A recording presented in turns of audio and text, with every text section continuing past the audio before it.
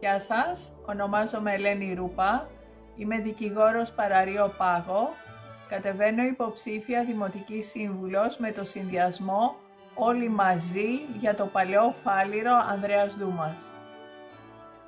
Γεννήθηκα στην Αθήνα, αποφοίτησα από το Μαράσλιο, είμαι απόφοιτη της νομικής σχολής του Εθνικού και Καποδιστριακού Πανεπιστημίου, δικηγόρος Παραρείο Πάγο και στο Συμβούλιο Επικρατείας και μέλος του Δικηγορικού Συλλόγου Αθηνών από το έτος 1991 στη μάχημη δικηγορία.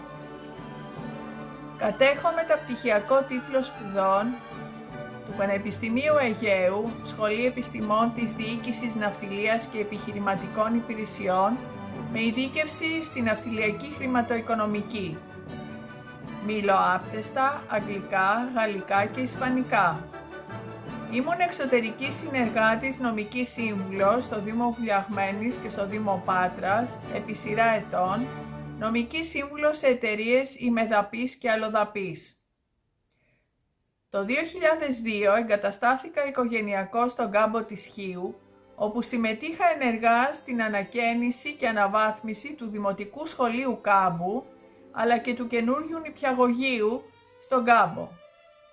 Εν ώψη της εγκατάστασής μου στη Χίο, μεταγράφηκα στο Δικηγορικό Σύλλογο Χίου, όπου διετέλεσα νομική σύμβουλος και εξωτερική συνεργάτης σε τράπεζα, διαπιστευμένη της ύπατης αρμοστίας του ΟΗΕ και ασχολήθηκα με το μεταναστευτικό, ιδιωτικό διεθνές, καθώς και νομική σύμβουλος σε ναυτιλιακή εταιρεία. Από το έτος 2011 κατοικώ στο παλαιό Φάληρο. Σαν μέλος του Δικηγορικού Συλλόγου Αθηνών, ασκώ μαχόμενη δικηγορία με έδρα το παλαιό Φάληρο. Είμαι λάτρης της τέχνης και ειδικότερα του χορού. Έχω δίπλωμα διδασκαλίας κλασικού και σύγχρονου χορού και στον ελεύθερό μου χρόνο διδάσκω εθελοντικά στο Κέντρο Πολιτισμού του Παλαιού Φαλήρου και χορεύω στο Λύκειο των Ελληνίδων επί σειρά ετών.